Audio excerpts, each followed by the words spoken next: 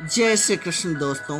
मृत्यु का पल या मृत्यु की संभावना अधिकतर लोगों के जीवन का सबसे तीव्र अनुभव होता है। उनमें से अधिकांश लोग तीव्रता के उस स्तर को अपने जीवन काल में कभी महसूस नहीं कर पाते। उनके प्रेम में, उनकी हंसी, उनकी खुशी में, उनके आनंद में, उनके दुख में, किसी भी स्थिति में वैसी तीव्रता नहीं होती। इसी वजह से शिव शमशान या कयांत में जाकर बैठते और इंतजार करते हैं। दोस्तों, काया का अर्थ है शरीर और अंत का मतलब होता है खत्म होना। कयांत का अर्थ होता है जहाँ शरीर खत्म होता है, ना कि जहाँ जीवन खत्म होता है। अगर आप अपने जीवन में केवल अपने शरीर को ही जानते हैं तो जिस पल आप शरीर छोड़ते हैं वह पल आपके जीवन का सबसे तीव्र पल बन जाता है। अगर आप अपने शरीर के परे कुछ जानते हैं तो शरीर का छोड़ना बहुत महत्वपूर्ण नहीं रह जाता। जिस किसी ने यह पहचान लिया कि वह कौन है और क्या है, उसके लिए कयांत उतना बड़ा पल नहीं होता। वह सिर्फ जीवन का एक पल होता है बस।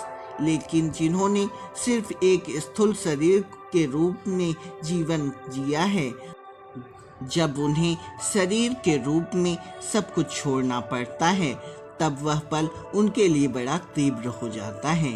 अगर आप सिर्फ एक काया ना बनकर जीव बन जाएं, अगर आप सिर्फ एक जीवित शरीर नहीं रहकर बल्कि एक जीवित प्राणी बन जाएं, तो अमरता आपके लिए एक स्वाभाविक स्थिति होगी। अमरता हर किसी के लिए एक स्वाभाविक स्थिति है। नश्वरता एक गलती है। यह जीवन के बारे में गलत समझ है। स्थूल शरीर का कायांत निश्चित रूप से आएगा, लेकिन अगर आप सिर्फ एक काया ना बनकर जीव बन जाएं, अगर सिर्फ आप एक जीवित शरीर ना रहकर बल्कि जीवित प्राणी बन जाएं, तो अमरता आपके लिए एक स्वाभाविक स्थिति होती है।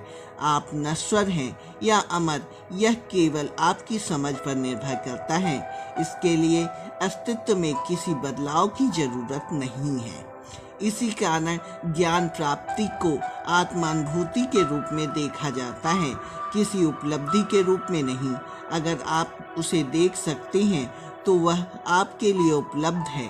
अगर आप उसे नहीं देख सकते तो वह आपके लिए उपलब्ध नहीं है। यह बात केवल अनुभव की है। इसके लिए किसी बुनियादी अस्तित्व संबंधी बदलाव की जरूरत नहीं होती। अगर आप केवल अपनी इंद्रियों का ही नहीं बल्कि अपनी प्रज्ञा का भी इस्तेमाल करते हैं तो आप सिर्फ काया नहीं हैं बल्कि जीव बन जाते हैं और आप स्वाभाविक रूप में अमर और शाश्वत होते हैं।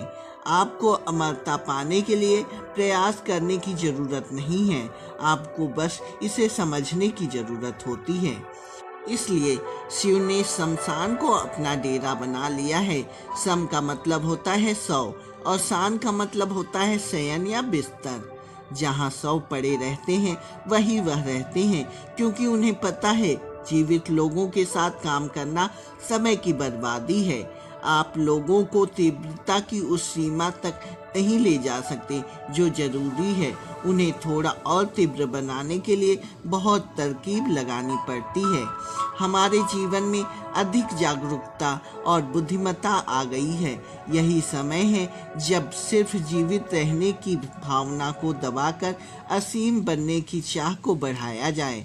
तीव्रता इसलिए नहीं उठती क्योंकि आपने जीवित रहने की संभावना को सबसे अधिक महत्व दे दिया है। इस शरीर में 2 बुनियादी इच्छाएं होती हैं, एक जीवित रहने की भावना और दूसरी है असीम बनने की चाह। अगर आप जीवित रहने की भावना को प्रबल बनाते हैं तो जीवन की गति मंद हो जाती है, क्योंकि जीवित रहने का मतलब बिना जोखिम लिए सुरक्षित चलना होता है। अगर आप असीम होने की चाह को प्रबल बनाते हैं, अगर आप असीमित विस्तार चाहते हैं और अगर आपकी सारी ऊर्जा उसी में लगी हुई है तो आपके जीवन में पूर्ण तीव्रता आ जाती है। जीवित रहने की भावना हर दूसरे जीव में प्रबल है। विकास के चरणों को तय करते हुए मनुष्य बनकर हमारे जीवन में अधिक जागरूकता और बुद्धिमत्ता आ गई है।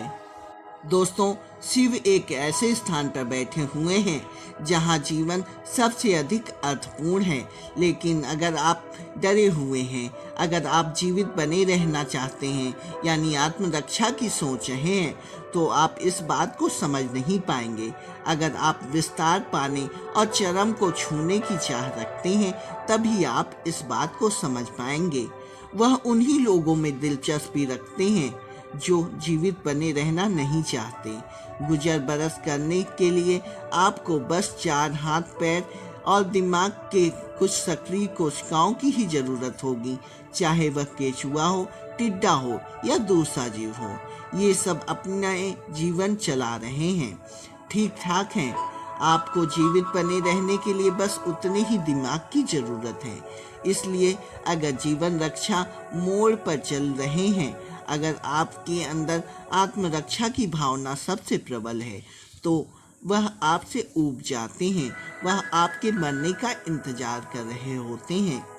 वह शमशान में इंतजार करते हैं ताकि शरीर नष्ट हो जाए, क्योंकि जब तक शरीर नष्ट नहीं होता, आसपास के लोग भी यह नहीं समझ पाते कि मृत्यु क्या है।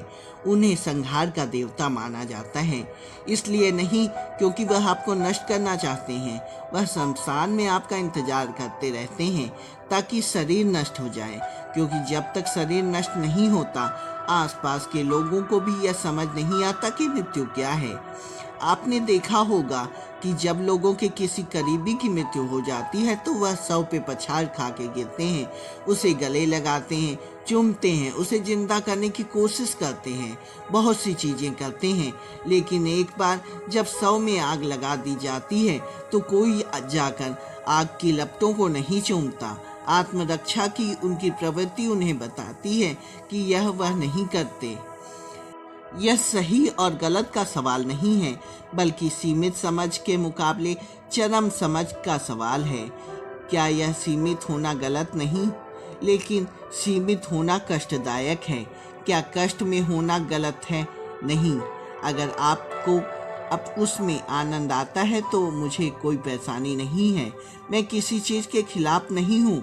मुझे सिर्फ यह पसंद नहीं है कि आप जाना एक दिशा में चाहते हैं, लेकिन जा उसके विपरीत दिशा में रहे हैं। जैसे ही कोई परेशानी सामने आती है, आपके दिमाग में शिव आते हैं। जब जीवन आपकी इच्छा के अनुसार चलता है, तब आप हर तरह के लोगों और हर तरह की चीज़ों के बारे में सोचते हैं। अगर कोई आपके सिर पर बंदूक तान दे, तो आप कहेंगे शिव शिव। इस अवसर पर उन्हें पुकारना गलत है। वह शमशान में आपका इंतजार करते हैं। अगर कोई आपके सिर पर बंदूक तानता है और आप बचाने के लिए शिव को बुलाते हैं, तो वह समझ नहीं पाएंगे, वह आपको बचाएंगे नहीं। शमशान में बैठे हुए शिव संदेश देते हैं, चाहे आपकी मृत्यु हो जाए, वह काम करेगा। लेकिन अगर आप जीवन की काट छांट करेंगे, तो यह काम नहीं करेगा। आप जीवन की काट छांट करते हैं या जीवन को घटित होने देते हैं, यह बात आप पर निर्भर करती है कि आप क्या करते हैं और क्या नहीं करते, बल्कि इस पर निर्भर करता है कि आपकी जीवन प्रक्रिया कितनी जोशीली और तीव्र है।